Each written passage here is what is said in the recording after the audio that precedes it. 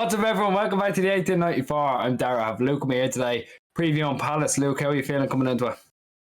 Good, actually. Yeah, I know. Obviously, Borough Sporting, which was pretty much just a training match. I mean, battered United 4-1 last weekend. So yeah, we're pretty good right now.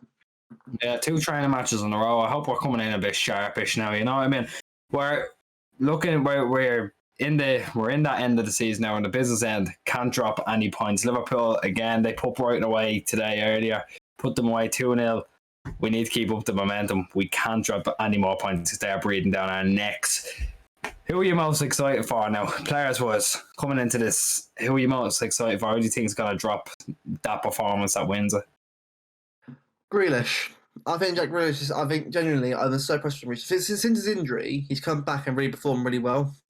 I think he's definitely needed this kind of form. Well, a bit like Leroy Sané, in his first season. Like, wasn't great at the start, but eventually got going towards the end of the first season. So I think it's probably a similar kind of vein where he'll start to show in that form.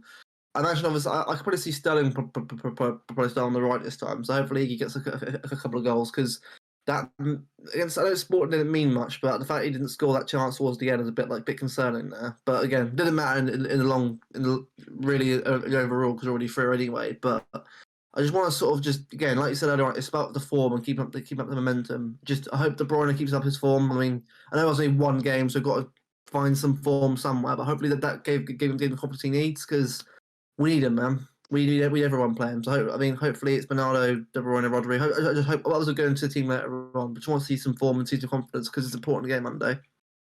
Yeah, definitely. You mentioned Sterling on the right. I'm not 100% sure we're going to see that. I'd be a lot more confident now had Mahrez not come on against Sporting, but I think he'll start. I think he has to start. Yeah. I mean, it's not like we're gonna steamroll them. Like, we're not putting 4 or 5 past these. These are a very, very good team. When they're set up so defensively well, I think they've taken, when I say a slight dip, I mean they've gone down the table since they played this last, but they are still a fantastic team. Like, they can do damage.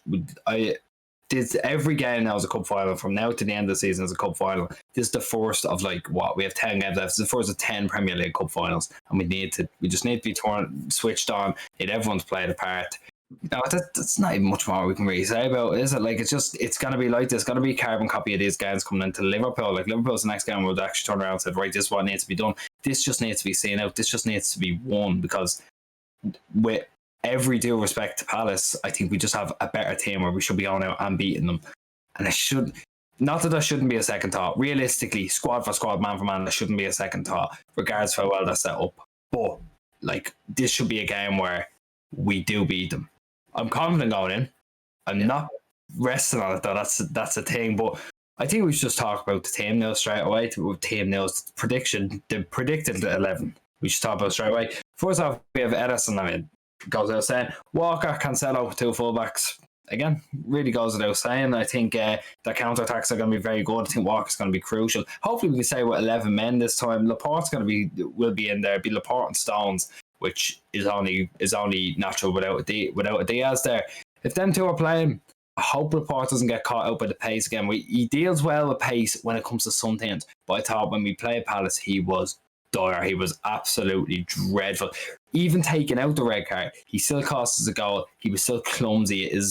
For like the 20 minutes he was actually on his pass and was shot to bits as well.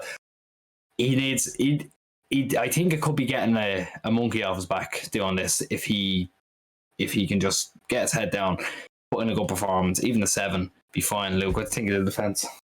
I agree, man. Yeah, this has to be the team now going forward. Obviously, got no Diaz now. Put what?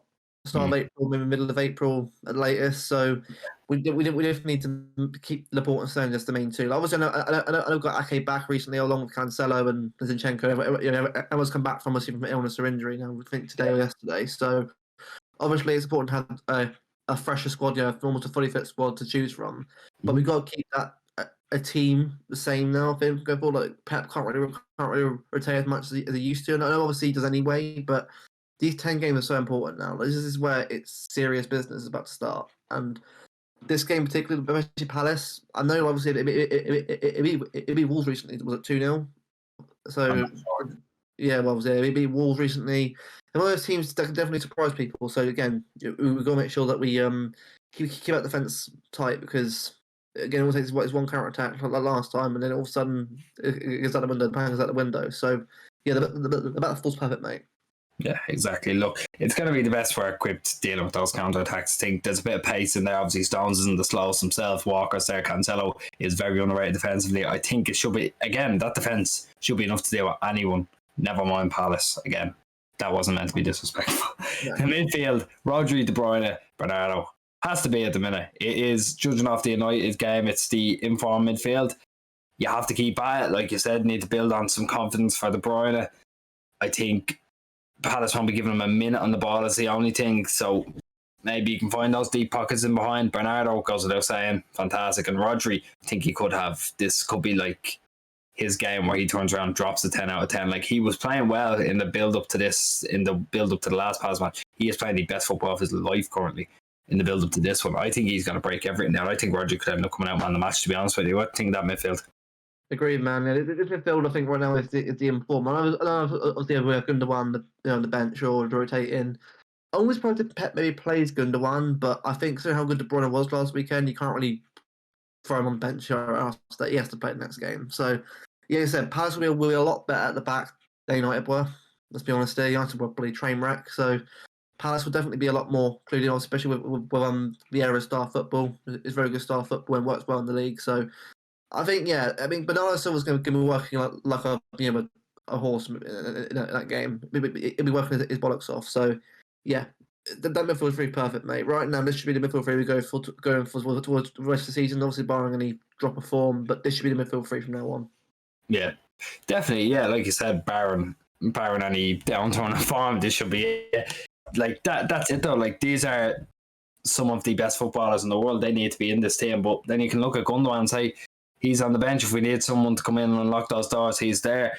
Going into the front three, we've left out Sterling. Now it could be anything. We don't know what. I'm going with Grealish. I think that was the first time I put down. I think he's been fantastic lately. He needs to build on it. He will be in it. And I think, again, there'll be enough pressing going on where he'll be able to find the pockets of space. And that's the same with Mahrez. Two ball retentive, pretty much wide midfielders for this style of game is going to be crucial because, like, we know Palace like to have what possession they can get. They press well, they do all that, but they can still leave those pockets in behind. If there's even one lapse of judgment from that fullback, they're in over the top. It's not like the two boys are slow. They're out there, they're fast, but they can find a pass just as well as anyone on that pitch can. That's why they're crucial coming into it, in my opinion. That's why I think having those players as wide midfielders, not even wingers, wide midfielders, people who can find those pockets in behind as well, crossfield passes, all that shit, is crucial for this kind of game. And that's why we have Foden there as well, someone who can drop into those channels, someone who drops deep, basically plays as an 8. It has to be done. Like this is what has to be done to beat Palace, because again, I can't even remember. I'll be honest, I can't even remember who we played, but I just remember having a lot of bad things to say about when we played Palace the last time. I think we just need those wide midfielders. We need someone who's on it, who can get the ball in behind.